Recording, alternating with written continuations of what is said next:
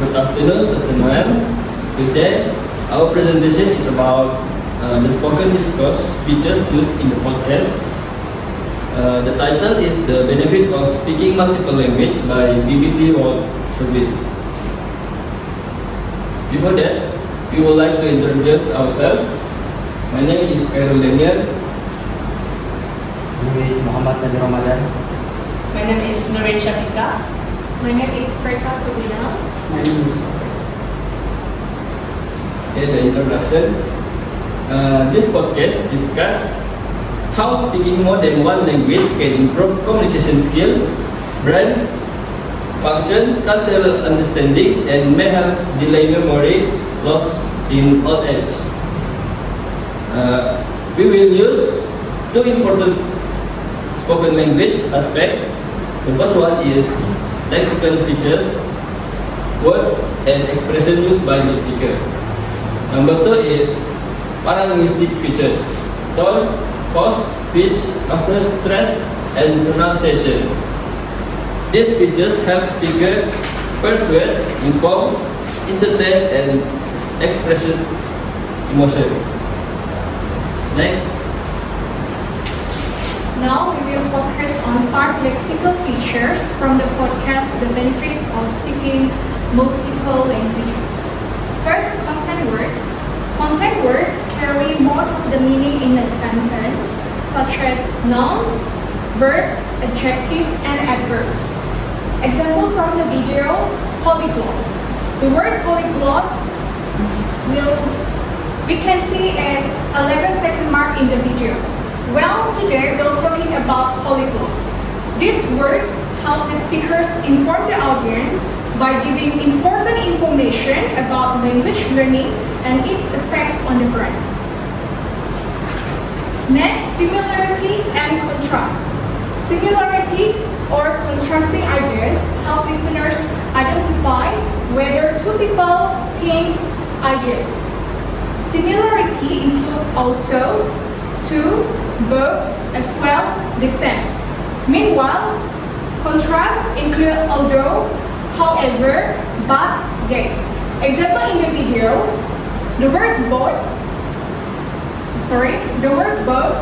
can be seen at 15-second mark in the video. And that's actually both of us. Meanwhile, the word but appears at 1 minute 22 seconds in the video. But I try to say, I speak, I understand it. But is used to show contrast, while both is used to show two people or two things together. These connectors help to link ideas smoothly and make the podcast easier to follow. It also helps the speakers clearly explain relationships between ideas. The third feature is pronouns. Pronouns in speech can signal who is included or excluded from a message. It also affects tone and how audience feels. Inclusive pronouns include we, us, our. Meanwhile, exclusive pronouns include I, me, they, them.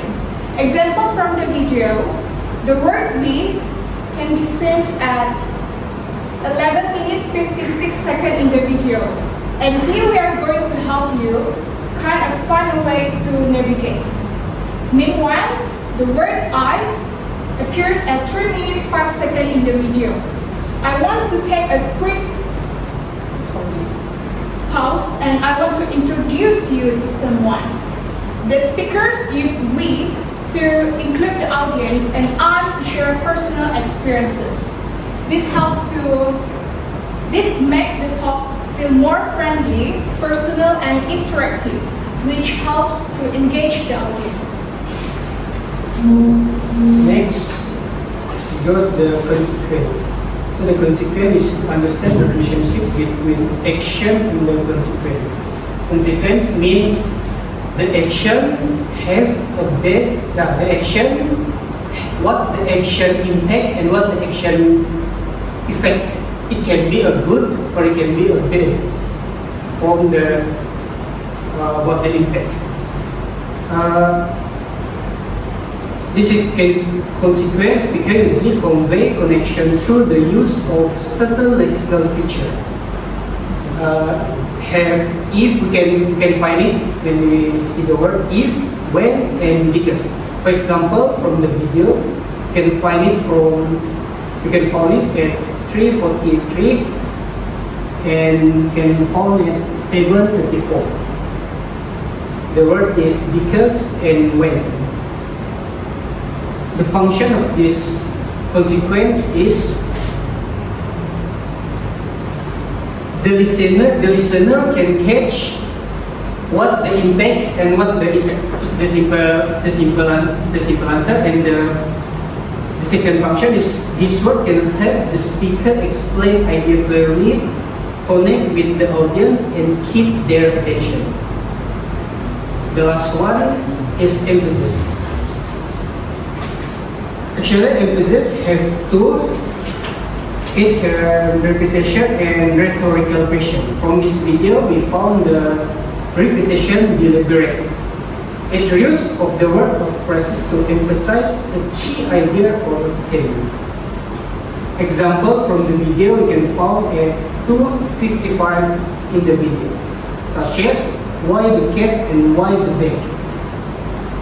This repetition show us or show the listeners this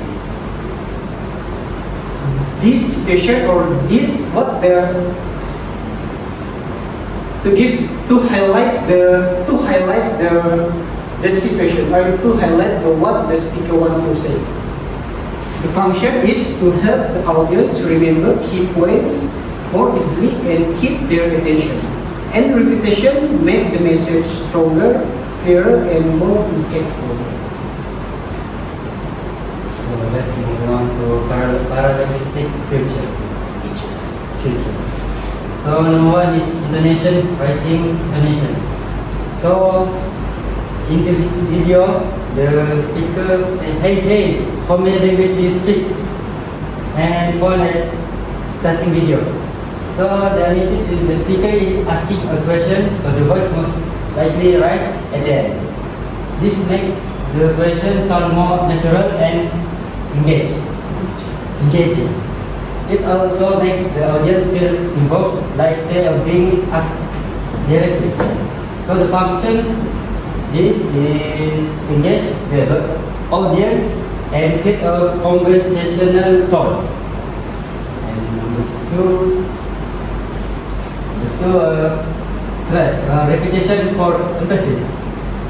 So the second I get is found at 2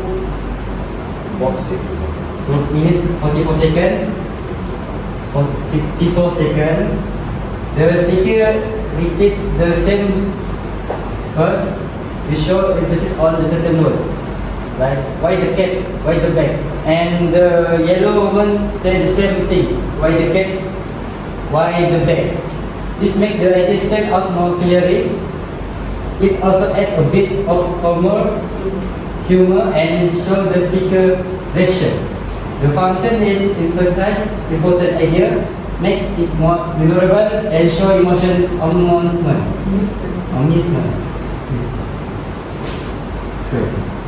Okay, moving on to the third paralinguistic features. In this segment, the speaker uses structured repetition with deliberate stress on pronouns and verb forms such as I go, you go, and I went, you went. This rhythmic vocal pattern enhances clarity by highlighting grammatical structures in a systematic way.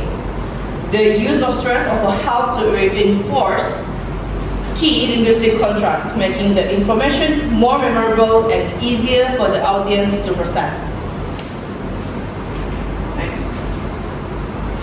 For the fourth one, here the speakers shift in vocal intensity, particularly through the exclamatory phrase, oh my god, where we can find in 14 minutes 44 seconds until Wait, this one.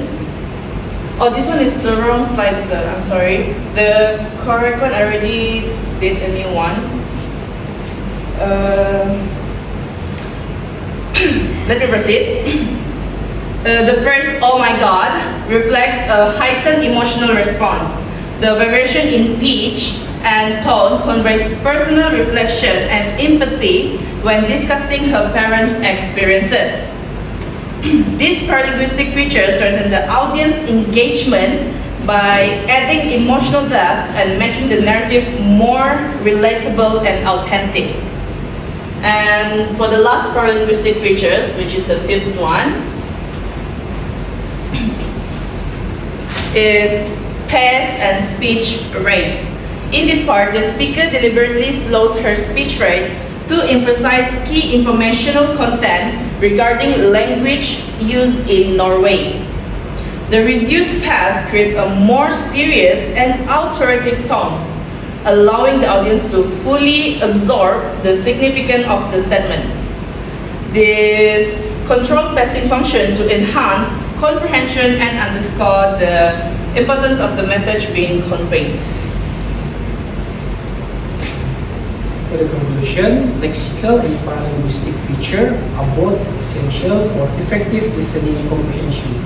Lexical feature provide the literal meaning. Literal means in bahasa Malaysia we call it, kita mengerti itu secara harafiah, through word and vocabulary. While paralinguistic feature add deep and nouns. Nouns mean can find the different perbezaan yang tersirat, ada sedikit kelainan. With the tone, like the word have a small tone but the different meaning. And they give the more detail about the effect. Conveying the tone like this in the slide, conveying the tone, emotion, and intention. Without lexical knowledge, listener may not understand the message, and without the paralinguistic awareness, they may misinterpret it. Therefore, successful listening depends on the ability to integrate both elements, achieve accurate and meaningful understanding of spoken communication.